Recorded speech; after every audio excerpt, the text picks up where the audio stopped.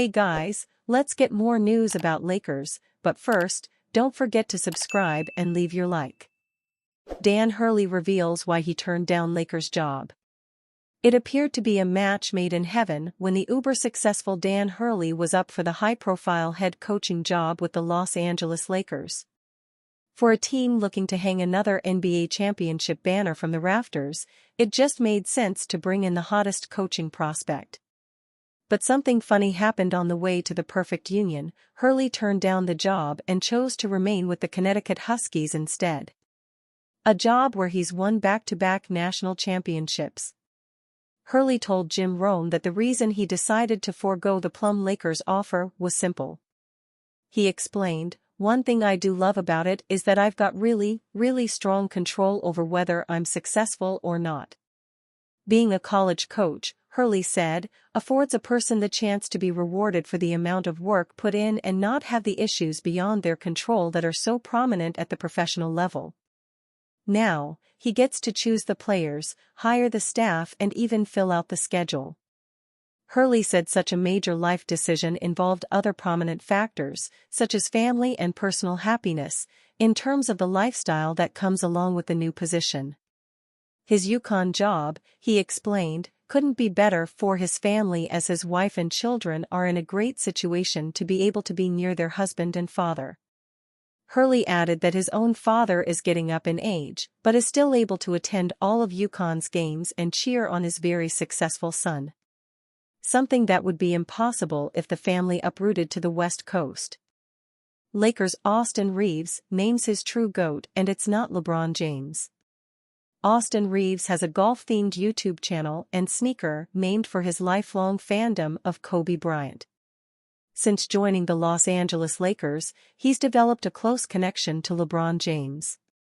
So, one might be surprised to learn who earns the title of Reeves' personal sports GOAT, unless you understand his golf obsession. At Lakers exit interviews, Austin Reeves accidentally put golf above family before quickly correcting himself, but said golf was a close second. As for basketball? Love that too. Via at Michael Corvo NBA, "I would fancy to see Jordan win again, maybe," LPGA legend Annika Sorenstam said in a joint media session alongside Reeves ahead of the American Century Championship, when asked for an Open Championship prediction. "He's probably my favorite athlete of all time, by the way," Reeves interjected. Spieth has been Reeves' guy for a while.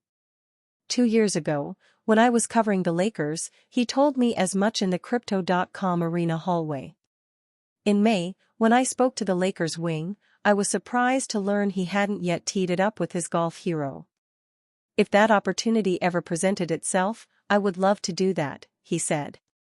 Reeves said his 100% addiction to golf formulated in high school, which coincided with Spieth's prime.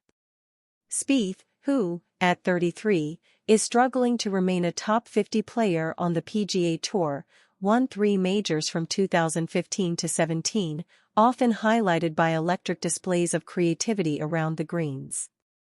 Michelin star chef and pro golfer Soo Kyo-ahn shared similar sentiments about Spieth. Spieth hasn't won on the PGA Tour since 2022. The Open begins July 18 at Royal Troon. "When he was really on his tear is when I started to actually really play golf and enjoy it," Reeves explained. "He was winning everything. That's how I grew to like his game. His driving accuracy lately has been a lot better than it ever was, but before that, he kind of hit it a little bit of everywhere and would scramble to make birdie, scramble to make par. And it was kind of that similarity of hitting bad shots, but his second shot to a bad shot was much better than everybody else's. You could get that feel of, I could hit that ball, but I couldn't do what he did after that.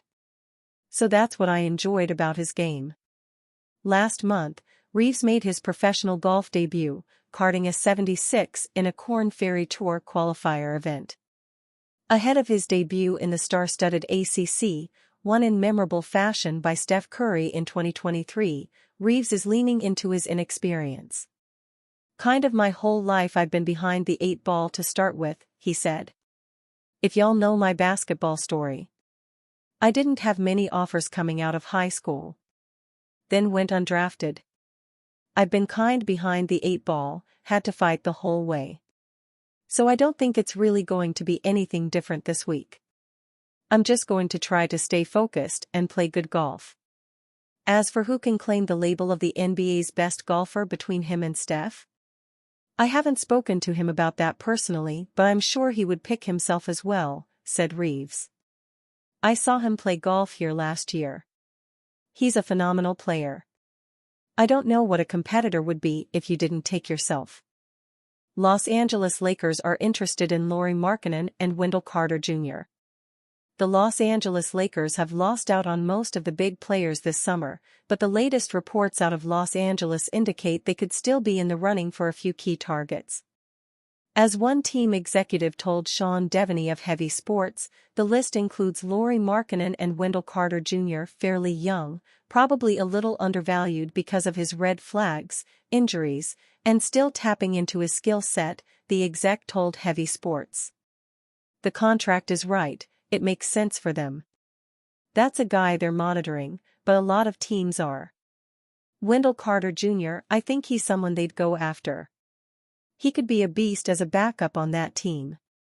The Lakers are still looking for some direction after finishing 7th in the West and losing in the first round to the Nuggets. With the allure of the city and the chance to play alongside LeBron, the Lakers hope to attract a star like Paul George or Klay Thompson to sign with them and form a dynasty in the West.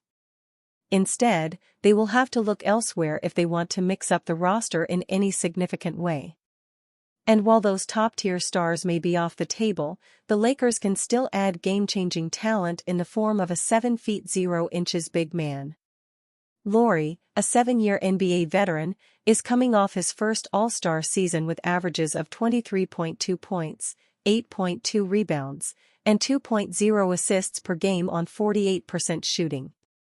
He's a reliable two-way player with height, speed, and a respectable three-point shot, 39.9% last season.